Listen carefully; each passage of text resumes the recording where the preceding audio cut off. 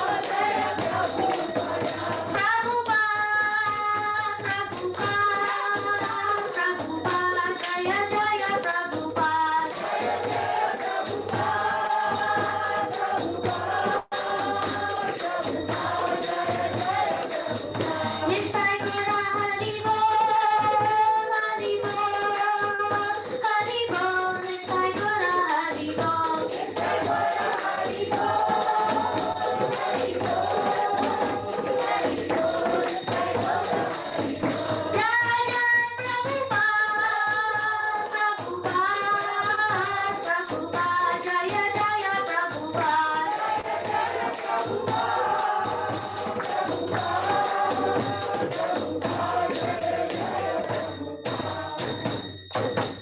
जय श्रील प्रभुपाद की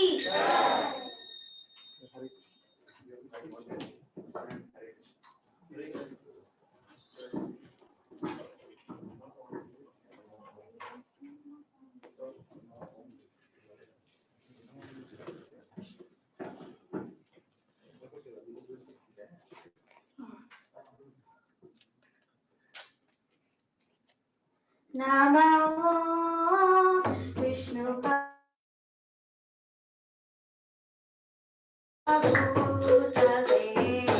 हे श्रीमाते भक्तिवेदान्ता स्वामी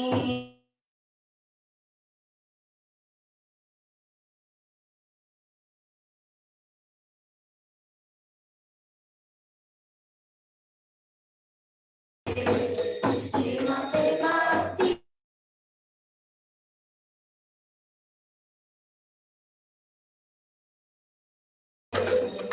नमो विष्णुपदाय कृष्णकृष्णाय भूतले श्रीमाते भक्तिवेदान्ता स्वामी Nityanand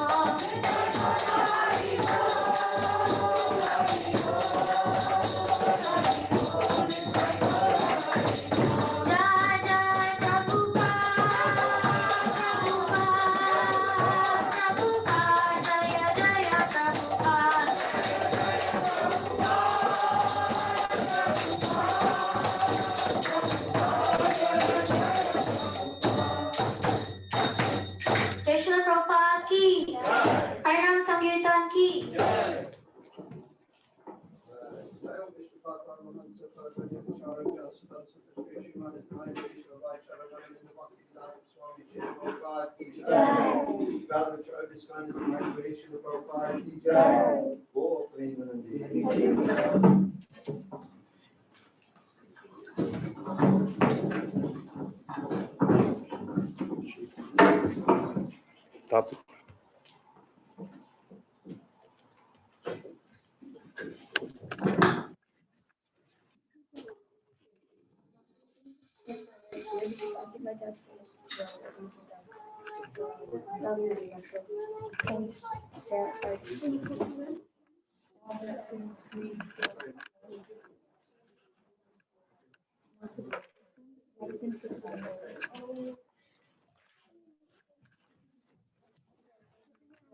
Here or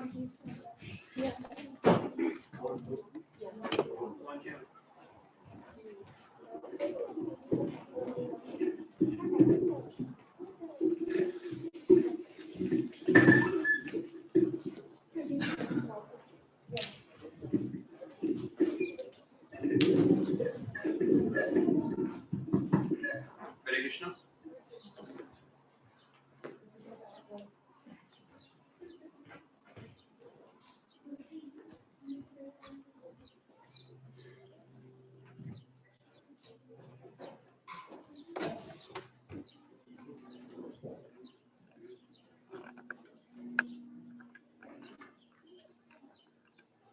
Jaya Radha Madhava Kunj Bihari Jaya Radha Madhava Kunj Bihari Jaya Radha Madhava Kunj Bihari Jaya Radha Madhava Kunj Bihari Jaya Gopi Jana Vallabha Girivaradhari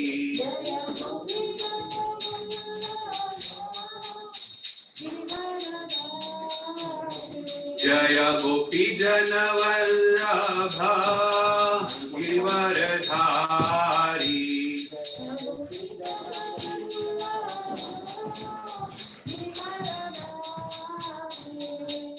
Yashodanandana Vrajajana Ranjana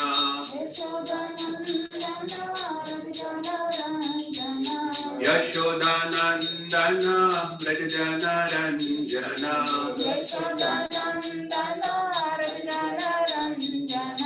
Yamuna Tira Vanachari Yamuna Tira Vanachari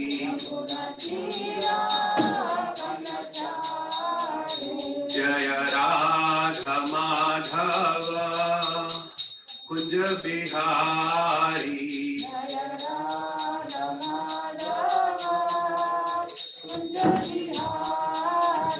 Hare Krishna Krishna Krishna Hare Hare Hare Rama Rama Rama Hare Hare Hare Krishna Krishna Krishna Hare Hare Hare Rama Rama Hare Hare Nitai Gaura Hari Bol Hari Bol Hari Bol Nitai Gaura Hari Bol Nitai Gaura Hari Bol Hari Bol Hari Bol Nitai Gaura Hari Bol Jaya Jaya Prabhupada Prabhupada Prabhupada Jaya Jaya Prabhupada Jaya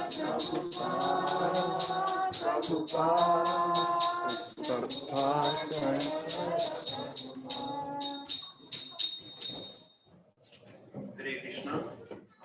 So we are going to discuss from the Bhagavad Gita, chapter 9, verse number 1, 9.1. We start with the prayers.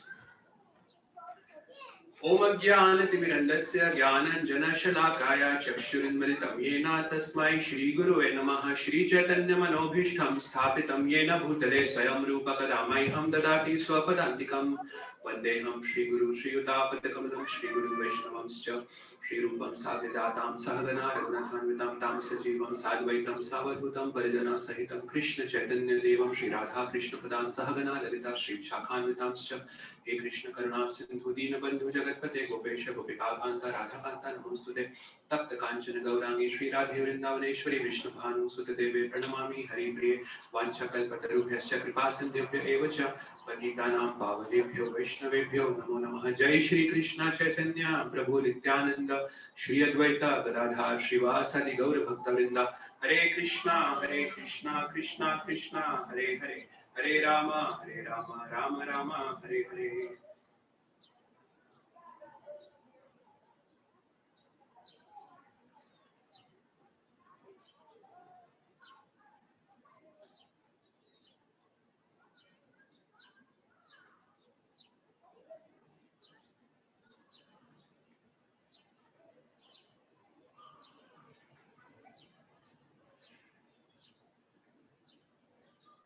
Hare Krishna. So I hope everyone has the verse in front of them. So let's recite this verse. You can repeat after me. Shri Bhagwan Uvacha Idam tu te guhyatamam Pravakshyami anusuyave Jnanam Vijnana Sahitam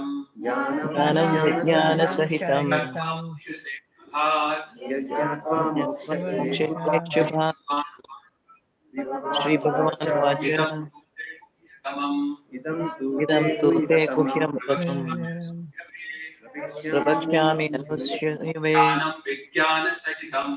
Jnanam Vijnana Sahitam Yatva mokshase shubhat Yajñatva mokshase shubhat Bhagavan Uvacha Shri Bhagavan Vacha Idam tu te guhyatamam Pravakshyami anusuyave Pravakshami anusuyave Jnanam Vijnana Sahitam Jnanam Vijnana Sahitam Yatva mokshase shubhat. Yajñatva mokshase shubhat Likewise, right? Shri Bhagavan Vacha Idam tu te guhyatamam Pravakshyami anusuyave Jnanam Vijnana Sahitam Yatva mokshase shubhat. Shri Bhagavan Vacha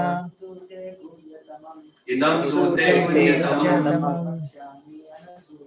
Pravakshyami anusuyave Jnanam Vijnana Sahitam Yatva mokshase shubhat. Next. Shri Bhagavan Uvacha Shri Bhagavan Vacha Idam tu te guhyatamam Pravakshyami anusuyave Pravakshyami anusuyave Jnanam Vijnana Sahitam Yatva mokshase shubhat. Yatva mokshase shubhat. Shubhat Anyone else?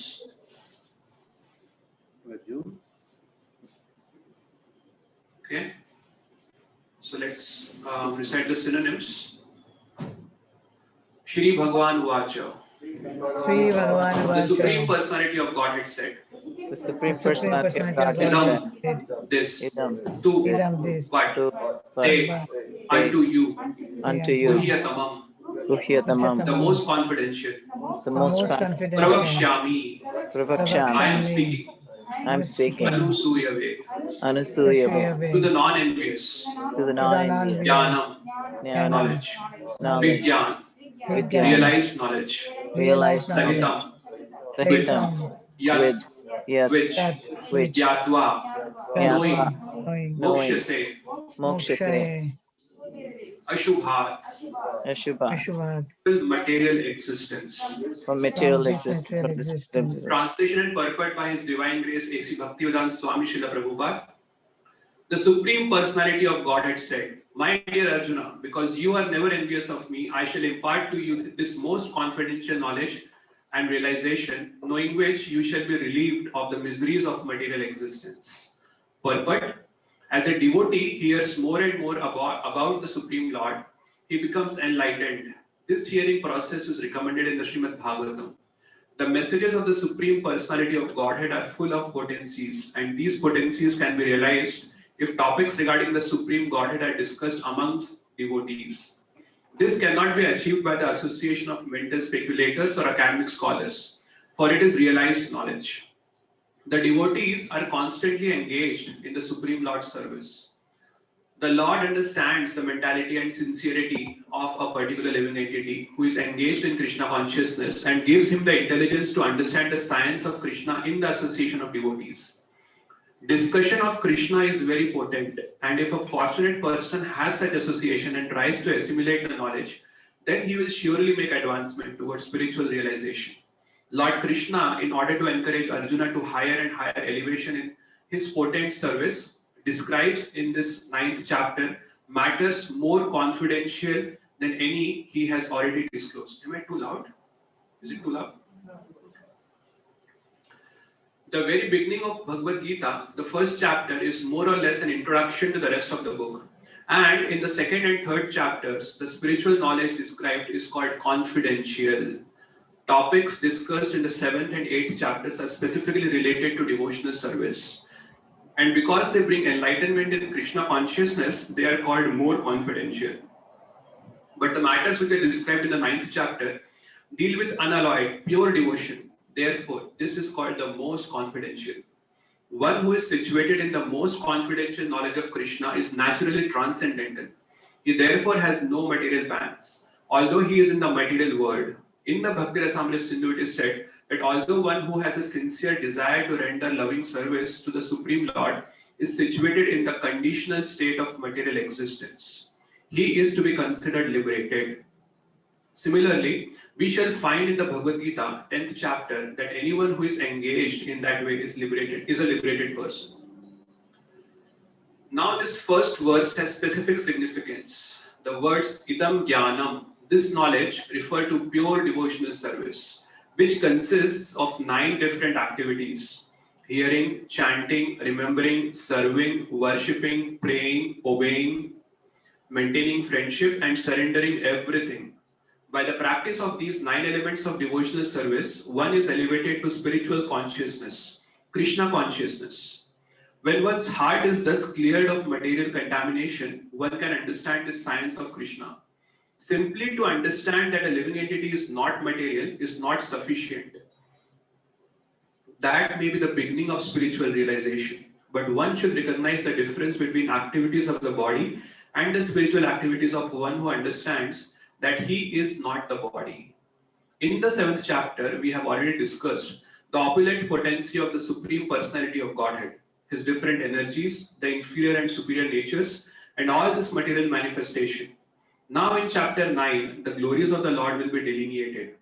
The Sanskrit word anusuyave in this verse is also very significant. Generally, the commentators, even if they are highly scholarly, are all envious of Krishna. The Supreme Personality of Godhead. Even the most erudite scholars write on Bhagavad Gita very inaccurately because they are envious of Krishna. Their commentaries are useless. The commentaries given by devotees of the Lord are bona fide. No one can explain Bhagavad Gita or give perfect knowledge of Krishna if he is envious. One who criticizes the character of Krishna without knowing him is a fool. So such commentaries should be very carefully avoided. For one who understands that Krishna is the Supreme Personality of Godhead, the pure and transcendental personality, these chapters will be very beneficial. Namo Vishnu Padaya Krishna Pristhaya Bhutale Srimate Bhakti Vedanta Swaminiti Namine Namaste Saraswati Devi Gauravani Pracharine Nirvishesha Shunyavadi Pashyata Deshitarine.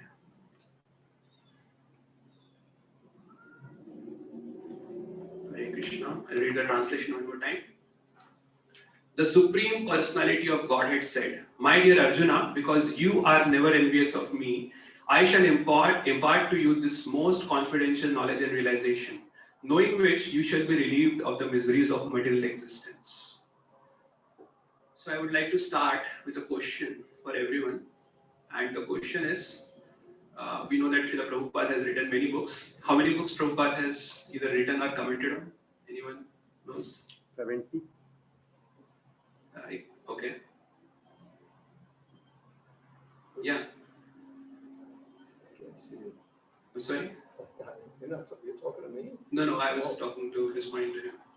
Okay. So out of all the books that Srila Prabhupada has written or commented on, the question is, which book, if someone tells you that today you can read your favorite book of Srila Prabhupada, so which is that book that you would like to read? Which book of Srila Prabhupada do you enjoy reading a lot? I mean, of course, all books are enjoyable, but which is your favorite book amongst all the books that Srila Prabhupada has written? Yes, Vijay. The Nectar of Devotion. Okay, thank you. You wanted to say something, Prabhu? It was to you. Okay. Yes, Prabhu. Bhagavad Gita? Okay. Bhagavad Gita? Prabhuji, you wanted to say something? Well, I didn't know you wanted a bunch of different, I was going to say, you're going to get a lot of answers, but mine is also the Nectar Devotion. Okay. You got something. Nectar Devotion? Yes, Where is Nectar it? Devotion and Nectar of Instruction. Okay, yeah. I mean, there could be many answers, as you rightly said, Prabhuji. Someone might say that all books are the same, they're all transcendental. So, but incidentally, there was a question that was asked once to Srila Prabhupada. I think it was a reporter who asked, or a devotee who asked. I don't exactly remember. I have read it on the Vani video. Sorry? 1,000 question and answer. 1,000 questions? It was like interview of Prabhupada. Maybe. So the question that was, and I'm just paraphrasing the question that was asked to Srila Prabhupada. I think someone asked a question that if you are to go on an island and for the rest of the life, and you would not have access to the rest of the world for the rest of your life, and you're allowed to take only one book, which is that one book which you would like to take with you? Nectar of Instruction. Tell everyone to say. I just think I know what Prabhupada said. What did he say? Bhagavad Gita. Srimad Bhagavatam. I think Chaitanya Charitamrita or Chaitanya Bhagavatam. Okay, so I think Prabhuji said the right answer. He said Bhagavad Gita. So I was also thinking that, why would Prabhupada say that? Chaitanya Charitamrita, we say that it is the PhD in the Bhakti, Chaitanya Charitamrita. And Bhagavad Gita is considered to be the, elementary. It is considered to be the graduation. Post-graduation is Srimad Bhagavatam, and PhD is Chaitanya Charitamrita. But, very surprisingly, Srila Prabhupada said Bhagavad Gita. And there was once another question asked to Srila Prabhupada that which other book you would like to translate, and Prabhupada very surprisingly said Bhagavad Gita. But then they said that, you already did that. But he said, no, there are many more commentaries that are possible, many more translations that are possible on the Bhagavad Gita. So the point is that Bhagavad Gita is very, very deeply, philosophical, very deeply philosophical. Of course, we see that different acharyas have glorified the Bhagavad Gita. Of course, the context of the Gita is that there is a war that is supposed to happen. And the greatest warrior of his time, Arjuna, he declines to fight the war. He doesn't want to fight the war, but he surrenders to the greatest teacher of that time, which is Krishna himself, who is the supreme person. And therefore, Krishna convinces Arjuna to fight the war. So, one may say that, okay, Bhagavad Gita is a book that incites violence. But actually, we see that the greatest of the acharyas of all times, they have found Bhagavad Gita to be, a book that inspires them. Not just acharyas, there are freedom fighters who have found inspirations. There are courses on Bhagavad Gita, Bhagavad Gita for leaders. Recently, I saw an ad by Charan Prabhu. Ad is Gita for the leaders. So he's doing a course on how Bhagavad Gita is relevant even for the leaders. So actually, Bhagavad Gita is one book where people from different walks of the life, they have found inspiration. So I remember 2 years back or a year back, I was talking to one of my godbrothers. So we were discussing about the different formats that we follow in the Bhakti Riksha programs. So we might know there are Bhakti Riksha programs that happen. They're a close group of devotees who come together and they discuss various spiritual topics. So I was talking to him, I was telling him that we have been discussing Bhagavad Gita, and it's been more than 2 years, but we have not yet finished the Gita. We are still on 13th or 14th chapter. That's what I told him that time. And surprisingly, he said that we have been discussing Bhagavad Gita for last 3 years, and we are still discussing the introduction of the Gita. And I was like, for 3 years, they all have been discussing the introduction of the Gita. So, of course, Prabhupada's introduction to the Gita itself is a book. We see that there is a book that was made from the introduction of the Gita. That book, the name of the book is Introduction to Bhagavad Gita. And that book is also very amazing. So, Bhagavad Gita is one book which is very deeply philosophical. And then we know there are different sections of the Gita. But this section, the 9th chapter, and we see that Srila Prabhupada gives a very genius commentary on this first verse of the 9th chapter. In fact, I wanted to do 9.2 today, Rajavidya Rajaguhyam. But the commentary is so elaborate, I was thinking that I might not be able to finish the commentary itself in 1 hour, because it's like really elaborate commentary that Srila Prabhupada gives for 9.2. So this section of the Gita is considered to be the heart of the Bhagavad Gita. Heart in the sense. So we know that the first 6 chapters of the Gita, they talk about the path of karma. It basically talks about karma yoga, and it ends. So karma yoga, it is mentioned that after a karma yogi progresses further, he has 2 options. Either he can take Ashtanga yoga or he can take Bhakti yoga. That's how the 6th chapter ends. And then 7th chapter onwards, the Bhakti Yoga section starts of the Gita. Maya asakta manah partha yogam yunjarmadashra samshayam samagramam yatha vyastasitatshu. To make your mind attached to me. So that attaching our mind to Krishna is a limb of devotion. That is the goal of devotion. Ultimately, if our mind becomes attached to Krishna, that's it. We are done. This life will become successful. So the whole idea is to how do we make our mind attached to Krishna. So that goal of the Bhakti Yoga that Krishna gives right in the first verse of the Bhakti section of the Gita. So from there, this Bhakti section grows. And this 9th chapter and 10th chapter, they are considered to be the heart of the Gita. So we know Vishwanath Chakravarti Thakur, he says that actually Bhagavad Gita is the essence of all Vedic literature. And within the Bhagavad Gita, he says that chapters 7 through 12 are the essence.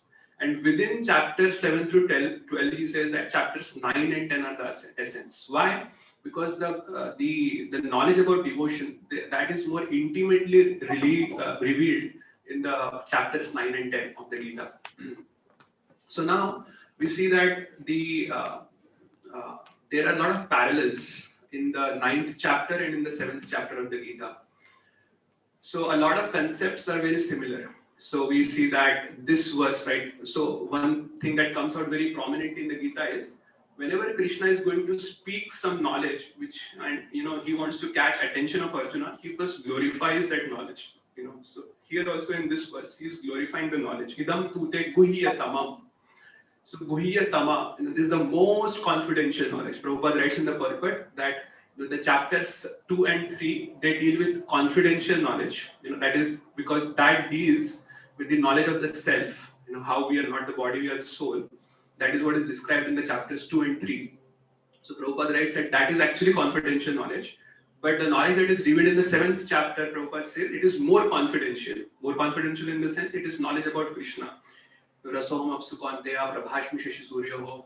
All that knowledge about Krishna, that how he is the essence of everything, that is described in the 7th chapter. But he says that chapters 9 and 10, they are the most confidential. Why? Because in these 2 chapters, Krishna reveals his heart, how much Krishna loves his devotees. No other chapters we see that Krishna reveals his heart to Arjuna. Of course, there are, in the 12th chapter, we can say that Krishna has mentioned some qualities that make a devotee endearing to Krishna, how Krishna likes devotees who have certain qualities. But how much Krishna loves his devotees, that is revealed actually in the 9th chapter.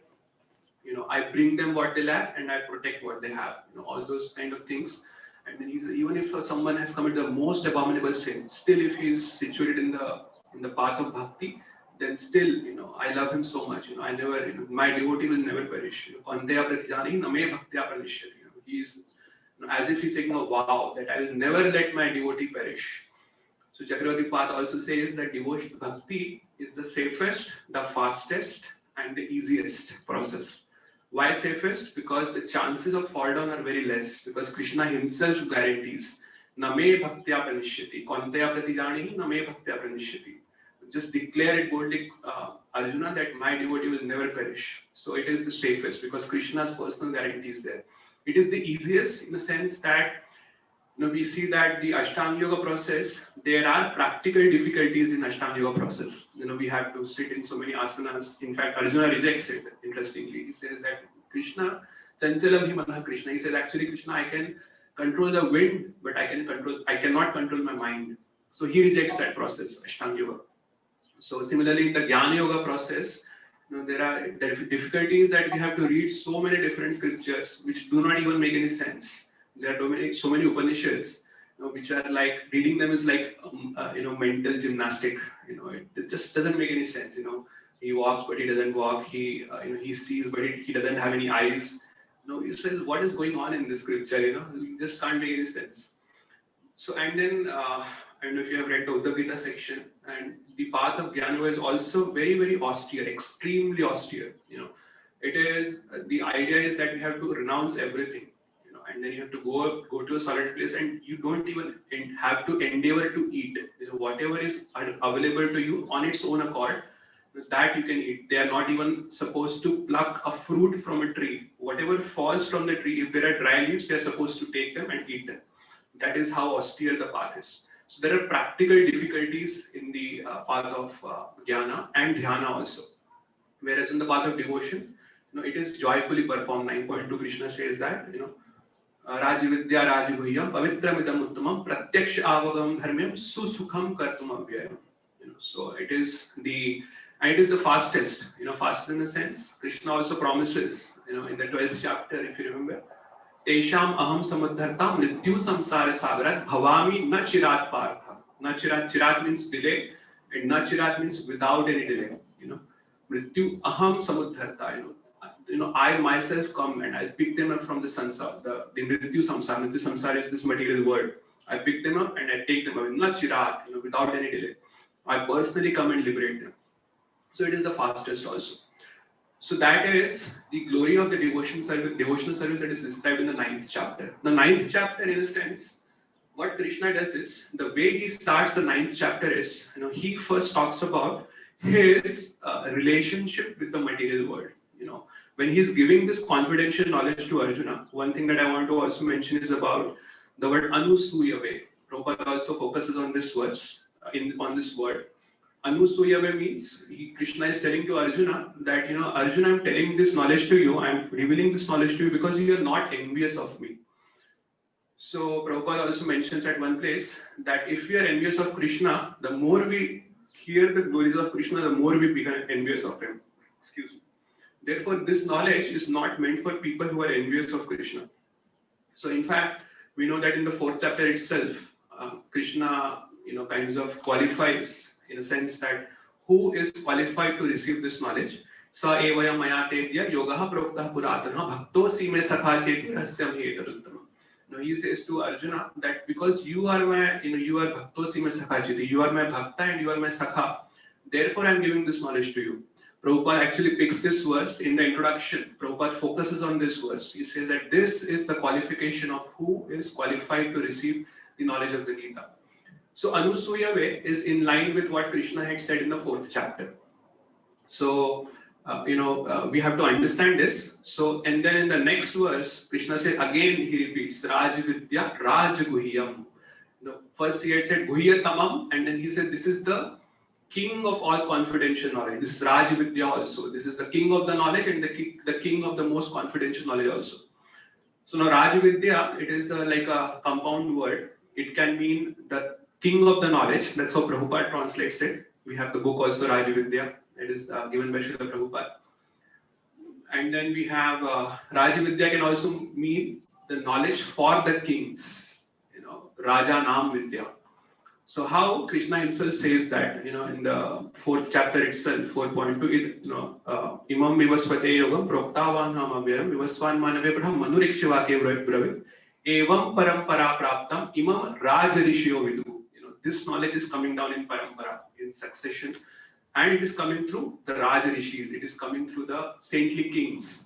So this knowledge is also meant for the kings. Why? Because when the kings get this knowledge, they will want to implement this knowledge. So we know that the Kshatriyas and the Brahmanas, So Brahmanas are meant to give the knowledge, and Kshatriyas are meant to implement that knowledge. So the weapon that the Brahmanas use, it is the Shastra. The Shastra is what they use, and they give the knowledge. And Kshatriyas, they use Shastra. Shastra is the physical weapons, and then they implement the knowledge. They make sure that this knowledge is actually implemented. So pavitram idam uttamam, this knowledge is very purifying. And idam uttamam, now tama means ignorance, darkness, and uttama means something that can take us beyond the darkness, beyond the ignorance. So Krishna is glorifying this knowledge a lot in this 3 verses actually, 9.1, 2 and 3. Pratyaksha avagamam dharmyam. This knowledge will give direct realization, direct perception of the self. Now, how that is possible through bhakti is, bhakti focuses on service. So service is like a digestive enzyme. Just as we take food, and the food actually converts into energy. And what converts the food into energy is we have digestive enzymes in our stomach, and those digestive enzymes, they actually convert the food into energy. Similarly, bhakti, we can read the Shastras, we can go on reading all the Bhagavatams and the Chaitanya Charitamrita and everything. But if you don't do any service, then we will not get any realization.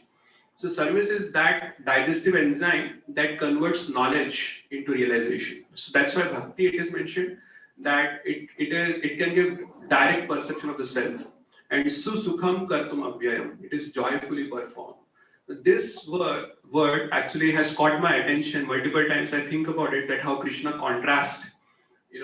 One tool that Krishna repeatedly uses in the Bhagavad Gita is the tool of contrast. So if you remember in the 12th chapter, which is again in the Bhakti section, the last chapter of the Bhakti section, there is a question that Arjuna asks to Krishna. So we know that the comparison between Jnana Yoga and Karma Yoga, it is made in chapters 3 and 5. In the chapter 3 starts with a question from Arjuna, and there his question is more or less, what is better for me, Jnana Yoga or Dhyana Yoga? Sorry, Jnana Yoga or Karma Yoga. So the way he puts the question to Krishna is that, you consider intelligence to be higher, then why are you asking me to engage in this ghastly warfare? So the answer that Krishna gives to Arjuna is, when he is contrasting Karma Yoga and Jnana Yoga, he kinds of tell Arjuna that, Arjuna, the Jnana Yoga could be higher than Karma Yoga, but you are not qualified to follow Jnana Yoga. Why? Because you are not, you're not fully purified. Even if you take sannyas right now, your mind will keep pondering on the sense objects. And such a person who actually externally renounces activities, renounces things, renounces the word, but internally he is still contemplating on the sense objects, he is called mithyachari, he is called a pretender renunciate. So that's how Krishna puts it to Arjuna, and he says that even if you think that you are qualified to do Jnana Yoga, still you do Karma Yoga. Why? For the purpose of teaching others, for lokahat hitam rinam. That's how Krishna puts it to Arjuna. Again, that question comes in the 5th chapter. Arjuna again asks to Krishna that what is better for me? Should I renounce or should I act in this world? Should I fight this war? There again, Krishna actually contrasts Jnana Yoga and Karma Yoga, but there he takes the discussion a little deeper, a little higher. There he says that you, Arjuna, you actually, it is the same only. So there is no difference between Jnana Yoga and Karma Yoga. But Karma Yoga is better. He says Karma Yoga Vishishyate, that's how he puts it. Karma Yoga is Vishesha, it is special. So he says that actually it is the same because the result is the same. We can hold the nose like this or we can hold the nose like this. But ultimately we are holding our nose with the fingers. So he says that either you follow Karma Yoga or you follow Jnana Yoga. The result is going to be the same. But Karma Yoga Vishishyate, and then that's how the discussion builds up. But Krishna kinds of rejects Jnana Yoga process altogether in the Bhagavad Gita. Of course, we see that in the 7th chapter, Krishna himself talks about. So there is always a confusion that comes, that between the comparison between the Mayavadis and the Jnana Yogis. So not all Jnana Yogis are Mayavadis. So we have in the 12th chapter, we'll see how Krishna doesn't say anything bad about Jnana Yoga at all. So the difference between the Jnana Yogi and the Mayavadis are that the Mayavadis, they consider the form of the Lord to be the product of Maya. That is what is called Mayavad. The attraction towards the impersonal Brahman is not Mayavad. We have the examples of within the Srimad Bhagavatam itself. We have the example of the four Kumaras. We have the example of the speaker of Bhagavatam itself, Sukadeva Goswami. They are all initially it is mentioned they were all impersonalists, but later after they hear the glories of the Lord, when they the four Kumaras, when they see Lord Narayan, they become personalists. Similarly, Sukadeva Goswami, when he hears the glories of the Supreme Lord, he becomes a personalist. So they are not Mayavadis per se. They don't consider the form of the Lord to be a product of Maya. The Mayavadis, they have the idea that when the impersonal Brahman, when it comes in contact with the material mode of goodness, then it comes down and it takes the form of an avatar. So all these avatars, they think that they don't have any lasting existence. Once their activities are complete in the material world, they go back and merge into Brahman. So because they lose the material mode of ignorance, the material mode of goodness that had come in them, that goes away, and then they go back and merge into Brahman. So that is the idea of the Mayavadis. So not all Mayavadis are not all impersonalists are the Mayavadis. So the question that Arjuna asks in the 12th chapter is, so he has heard Krishna's comparison of Jnana Yoga and Karma Yoga. He has also heard the comparison that Krishna makes between Dhyana Yoga and Bhakti Yoga in the 8th chapter. Now he directly wants to understand what is better. Is Bhakti Yoga better or is Jnana Yoga better? So Arjuna directly asks the question to Arjuna in 12.1. Evam satata yuktaye bhaktas tvam pari upasate. Ye chapya aksharam avyaktam tesham ke yoga vittamaha. He says that actually there are two different classes of transcendentalists. One who are attached to the impersonal Brahman, and the other who are attached to your personal form. And who are better? Tesham ke yoga vittamaha.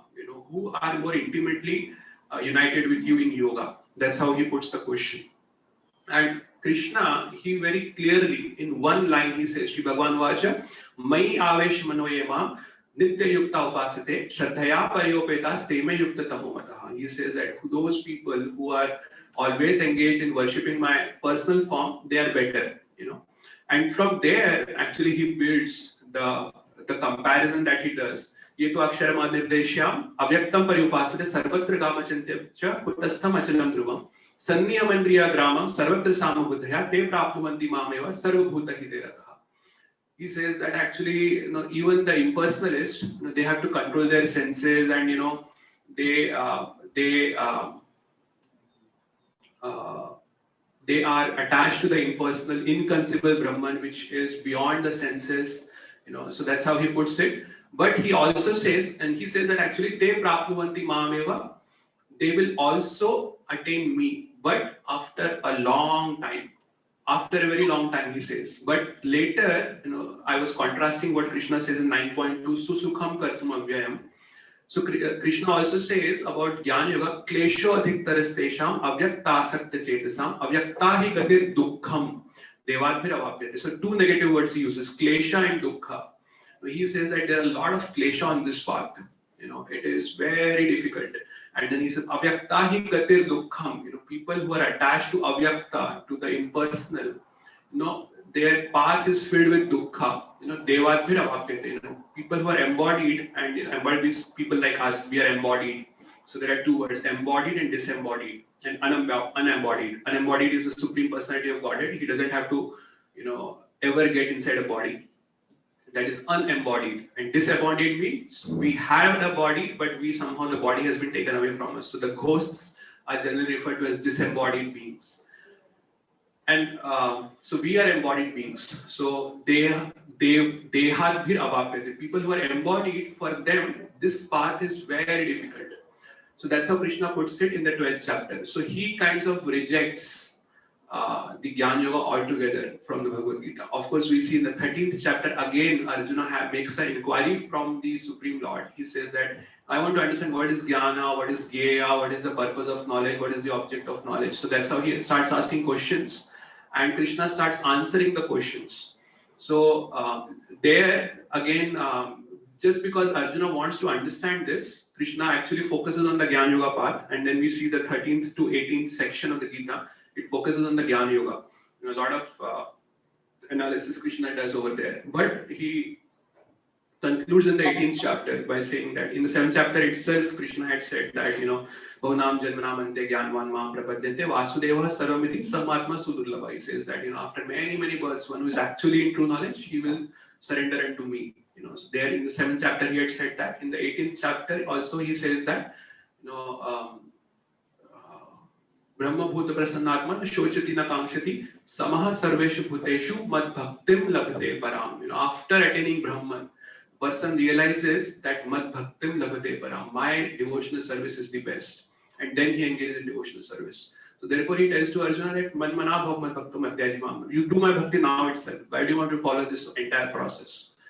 So that's how he had put in the 18th chapter when he concludes the Jnana Yoga section of the Gita. So we see that this knowledge of the 9th and 10th chapter that is given in the Bhagavad Gita, that is the most confidential knowledge. In fact, we don't have much time. I would want to spend more time on this. But in the 10th chapter again, after giving this 9.34, so I was talking about how Vishnuva Chakravarti Thakur, he says that the Bhagavad Gita is the essence of all scriptures. Within the Bhagavad Gita, chapters 7 through 12 are the essence. Within 7 through 12, 9 and 10 are the essence. And then further he takes it ahead. He says that verse 9.34 is the essence of everything. And verse 9.34 is Manmana Bhav Mad Bhakto Madhyaji Mam Namaskuru Mam Evashyasi Yutvavam Atmanam Mad Parayana. So basically the idea is after hearing the entire Gita, what are we supposed to do? So that what are we supposed to do? We are supposed to become the devotee of Krishna. That is the essence of Gita. So that's how he puts it. So in the 10th chapter, again, after giving the full knowledge in the 9th chapter, the way Krishna starts it, Bhuya eva mahabaho shrume parvam vachaha yatteham priyamanaya vakshyami hit kamaya. He says that, Bhuya eva, listen again, O mighty armed Arjuna, shrume parmam vachaha. This is my supreme instruction, parmam vachaha. Yatteham priyamanaya. I'm speaking this because you are very dear to me. You are very, very, I love you so much, Arjuna. And then he says, Vakshyami hit kamya. For your benefit, I'm speaking. And the way he starts is, Name vidu surgana prabhavam na maharshaya. Aham adirhi devana maharshi namcha sarvasha. And he says that neither the host of the demigods nor the great rishis, nobody can understand me. Name vidu surgana prabhavam na maharshaya. And then he says, Aham adirhi devana. I am the origin of all the Devatas. Maharshi Namcha Sarvasha, even the great rishis, I am the origin of them. And then he says, actually nobody can understand me. But if someone can understand me, then there is a great result. And that result is Yoma Majamanadim cha Vetti Lok Maheshwaram Asamudha Samarteshu Sarva Papai Pramuchyate. Sarva Papai Pramuchyate. If someone can understand me, then he will be relieved of all the sins. That is the glory of this knowledge. That is how important it is to know Krishna. And then we may ask that if nobody can understand Krishna, then how can we understand Krishna? That is one of the questions. And this thing that Krishna speaks, that I cannot be known like this, I cannot be known. This comes repeatedly in the Gita. So often people ask that Krishna is himself saying that we cannot understand Krishna. Then what is the point in trying to understand Krishna? If he doesn't want us to understand him, then why should we try to understand him? But that is not the idea. Krishna himself says, Bhaktya tvananya shakya aham evam vidva Arjuna. Gyatum drishtum cha tatpena praveshtum cha parantapa. I can be known by pure devotional service. So that is the way to know Krishna. And he himself gives that path to know Krishna. So I know we don't have much time left, but before, I do want to speak a little bit more, but I want to see if there are any questions, comments, or corrections about what I said. Yes, please go ahead. Okay. Yeah, go ahead, Rohit. I have a question. You mentioned how the Bhagavad Gita is not for those who are envious. But aren't we all envious? Yeah. So we shouldn't read the Bhagavad Gita? So, I would say we should definitely read the Bhagavad Gita. So the way Prabhupada puts in the introduction is that I kind of liked it. He says in the introduction to the Gita that we should at least theoretically understand or accept Krishna as the supreme personality of Godhead. At least theoretically. We may not realize it, but theoretically just accept it and then read the Gita. Because if we don't accept Krishna as the supreme person, then lot of things will not make sense in the Gita. Yachchapi sarva bhutanam bijam tadham arjuna natasti vinayat maya bhutam characharam. He says, I am the seed giving father and nothing can exist without me. Characharam, char or achar, moving or non-moving. So, yad vibhuti matsatvam srimad urjidam eva tatta devava gachatvam mama tejo amshi samavinu. Anything opulent that you see in this world, they are just a spark of my opulence. And if we don't consider Krishna to be the supreme person, this will never make sense to me. If I think that Krishna is just an ordinary person like me, and if I say that anything opulent that you see in this room is just a spark of my opulence, you will think that this is a joke. So we should at least try to understand Krishna, at least theoretically accept it, and then read the Bhagavad Gita. And then when we read the Gita, then I would think that it would, that's how it happened to me. The verse that caught my attention first time, of course it all happened when I was reading the Gita in the Association of Devotees, is verse 7.7, Mattaha partaram na anyat kinchadasti dhananjaya. There is no truth superior to me.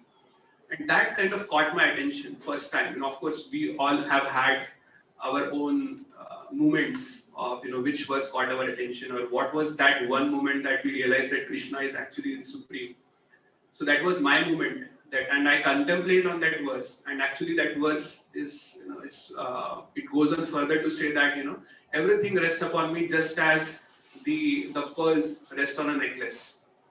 So actually, there is a thread that holds the entire necklace. Krishna says that actually I am that thread that holds everything together. So it kind of makes sense, if you deeply contemplate on it. So I would, the way I would answer your question, Prabhuji, is that we should read, but we should follow the prescription given by Srila Prabhupada that at least theoretically understand Krishna to be the supreme person, and then read the Gita.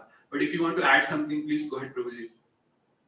No, I would say that, we're envious, and that's going to help us to become Non-envious.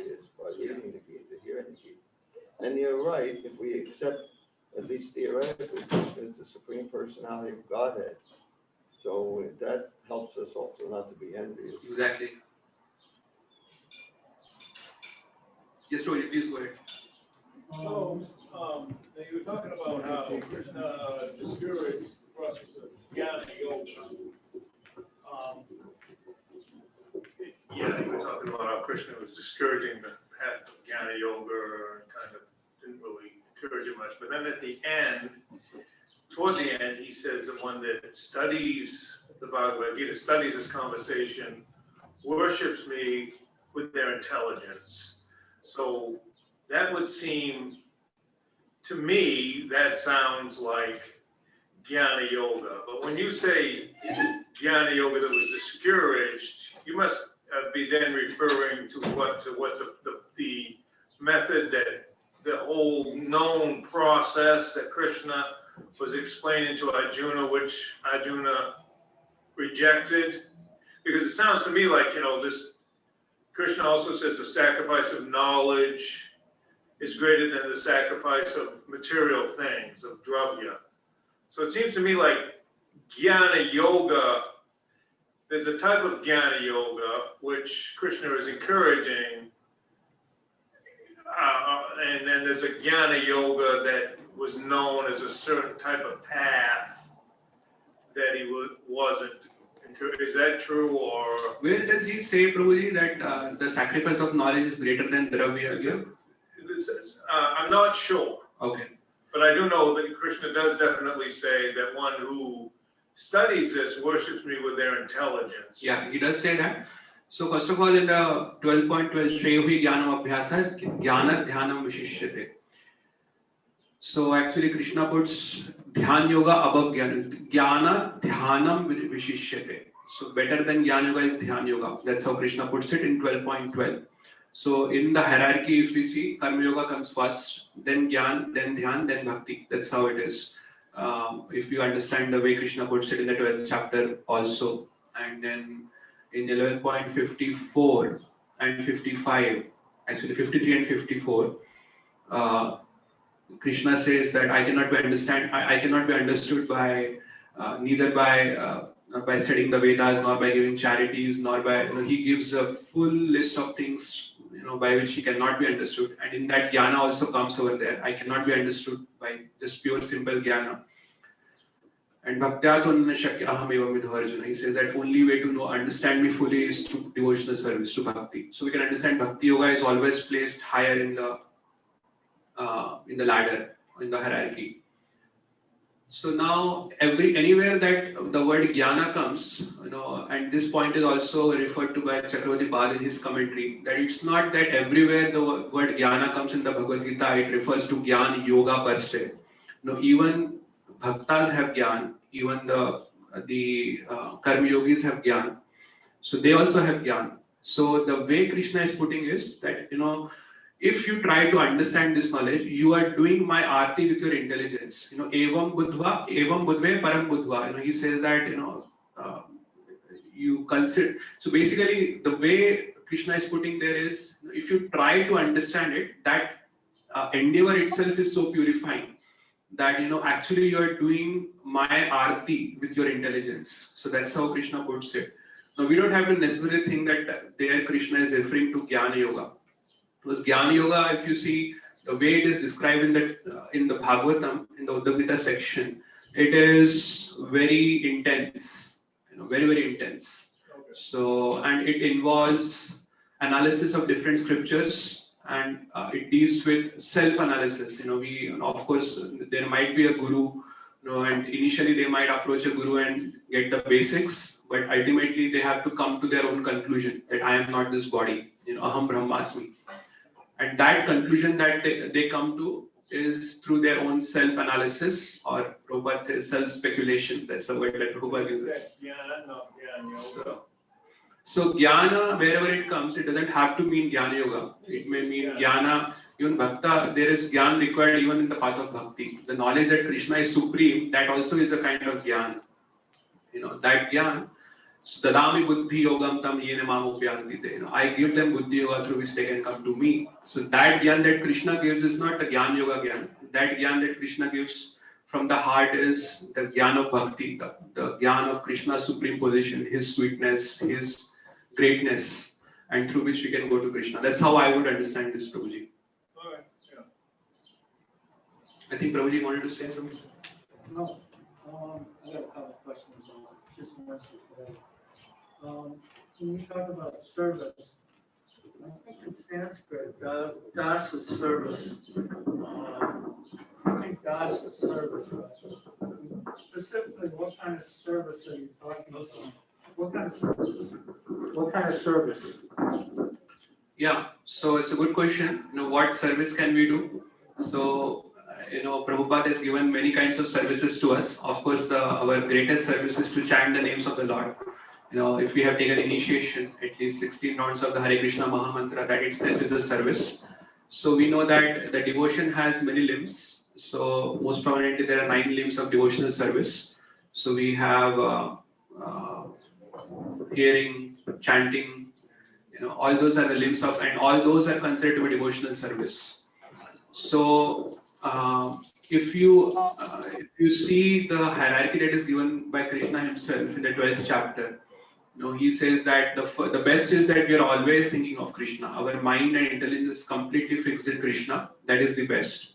But Krishna says that if you cannot do that, in 10.9, he says, Athachittam samadhatum nashaknoshi maistirma abhyasa yogena tato mamichhaptum dhananjaya. That if you cannot always think about me, at least do Abhyas Yoga. Abhyas Yoga is basically our sadhana bhakti. So there are certain services like chanting the names, reading the scriptures, that can give us the knowledge. And then there are other services. Now in the 11th canto of Srimad Bhagavatam, in the Uddhav Gita section, Krishna talks about various services. Now what are the services within devotional path? So there he talks about cleaning the temple. He talks about observing different festivals which are related to Krishna's activities and Krishna's appearance. He also talks about associating with his devotees. So those are the kinds of things that are within the purview of the of the devotional service that is mentioned. And of course, in the end of the Bhagavad Gita, Krishna says that one who gives this knowledge to others, that person is my, there is no one more dear to me than he who actually gives this knowledge to others. So that is also a service, trying to give this knowledge to others. Prabhupada had glorified book distribution a lot. In fact, Prabhupada had said that book distribution is the best thing that we can do. What would your 5-minute talk can do for a person? If he gets a book, his life will be, even if he reads one word, even if he sees the book, his life will be changed. So all of those I would think are services that are within the scope of bhakti.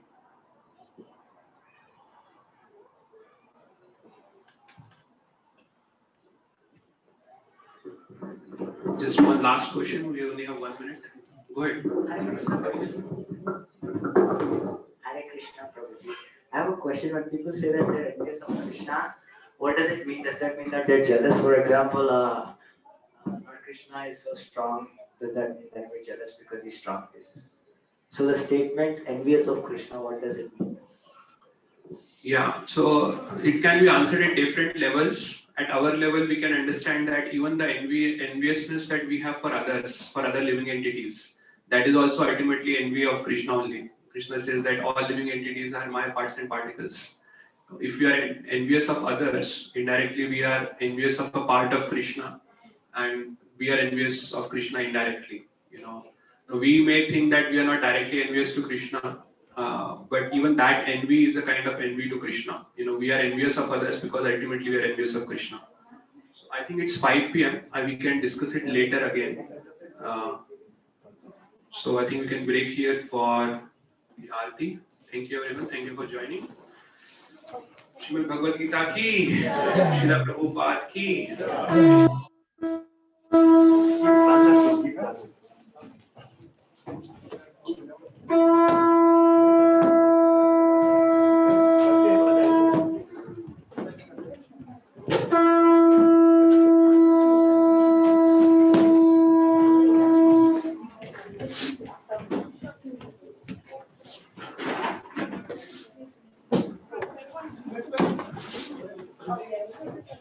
You want to say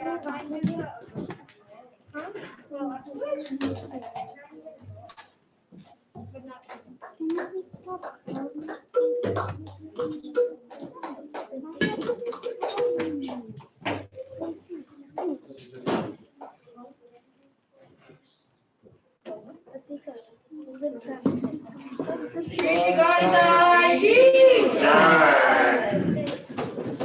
Guru Srila Prabhupada ki Namo Vishnu Padaya Krishna Pristhaya Bhutale Srimate Bhaktivedanta Swami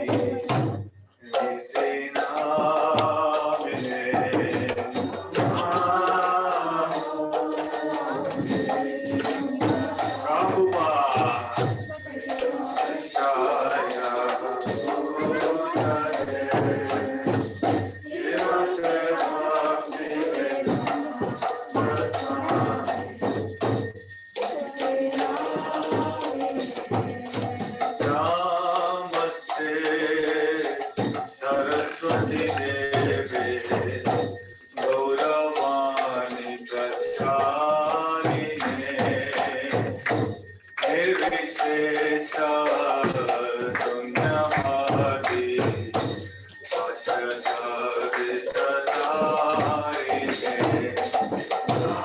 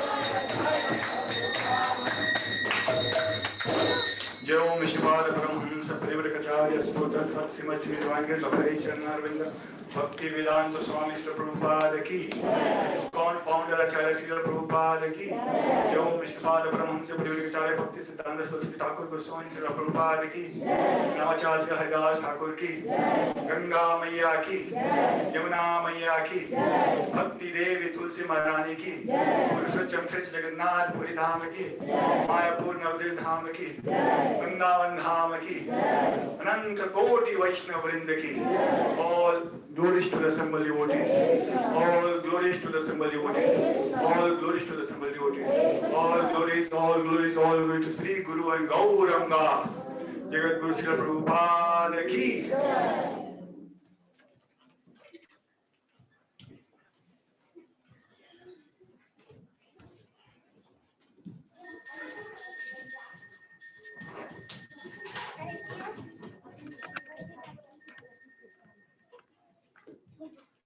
Namaste Narasimhaya.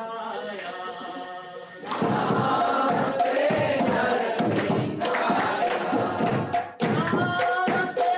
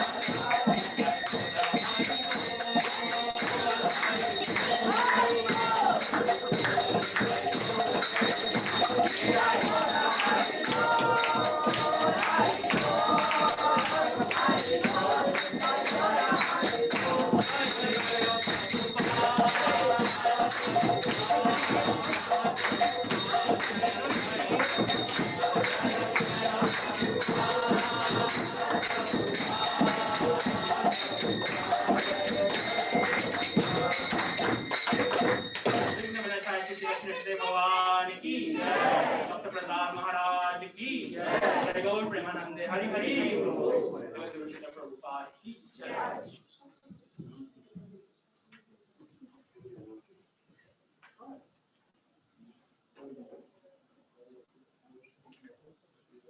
Hare Krishna, Hare Krishna, Hare Krishna, Hare Krishna. Thank you very much everybody for joining us for our Sunday Speech special program today. Is there anyone who is visiting here for the first time?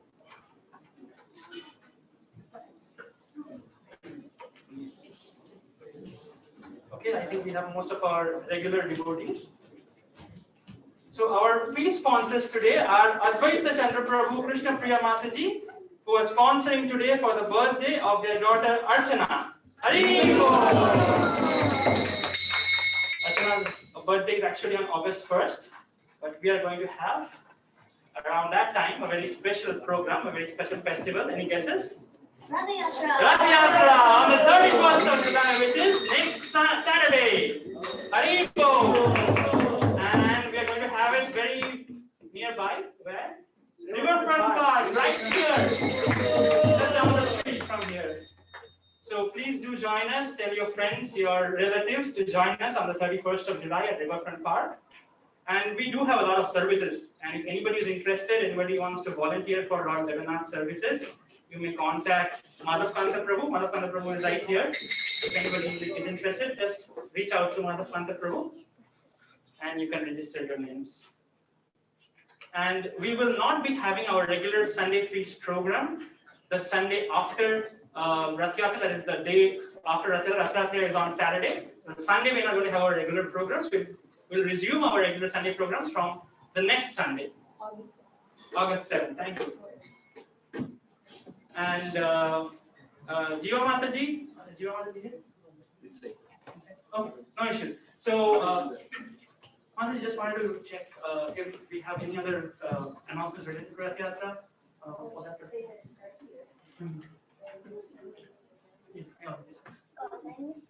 We're going to start from here. Okay. So we're going to start here from the temple. Yes, you can park your vehicles here at the temple parking lot, and we're going to start from the temple and go down over there to Riverfront Park. That wraps up our announcement. Yes, Prabhu.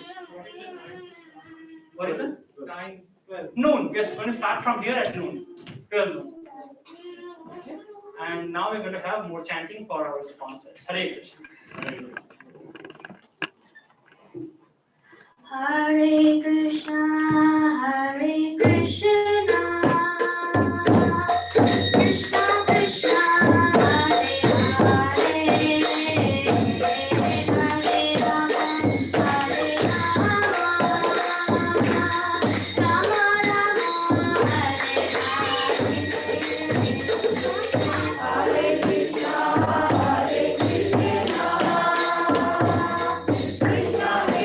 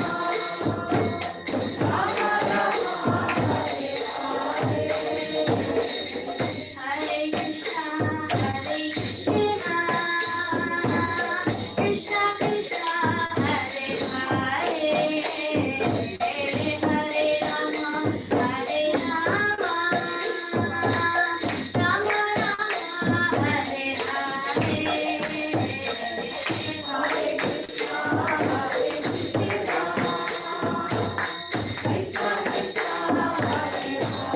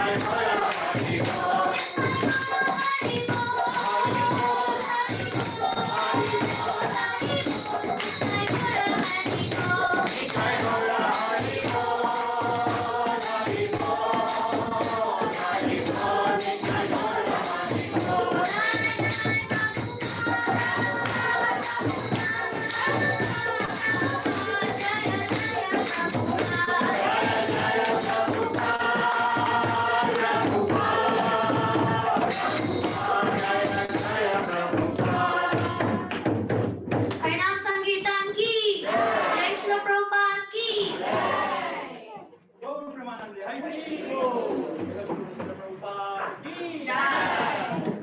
We have a plate of Mahaprasadam that is offered to the deities for our sponsors today. So, Archana ki jai, Prabhu Krishna Priya Mataji ki jai. Archana, you need to come and grab your plate of Mahaprasadam. Hare Krishna, do you? Hare Krishna, do you? Krishna Krishna, do you? Hare Hare, do you? Hare Rama, do you? Hare Rama, do you?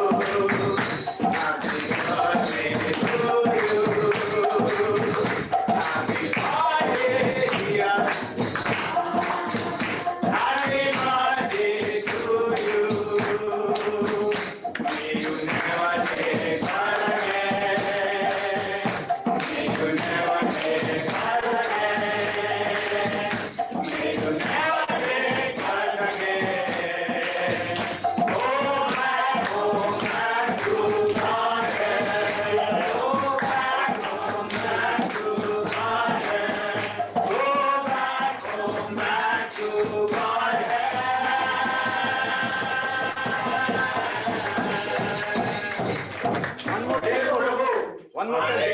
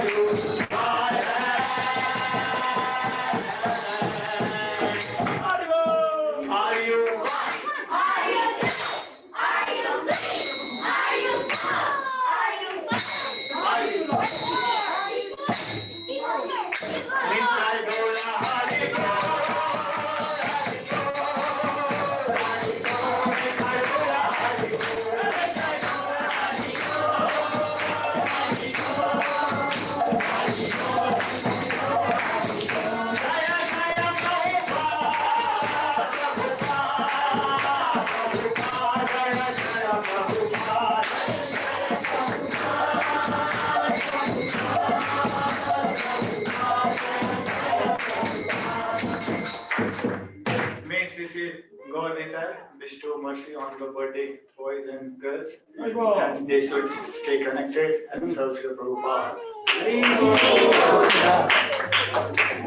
Thank you very much, Prabhuji and Matajis.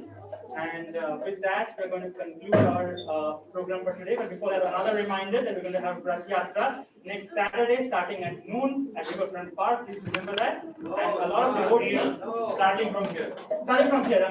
at noon from here, and then from here we're going to go to Riverfront Park. Thank you for the collection. And a lot of devotees have come forward and have offered their support, financial support. So anybody else is interested in donating any amount, please come forward and you may speak to Mohan Prabhuji or Madhavendra Prabhuji and let them know of your willingness to support. All right, thank you very much. Please come forward, partake darshan, and before you leave, you can collect your prasadam and your boxes from outside the store over here. Thank you very much. Hare Krishna.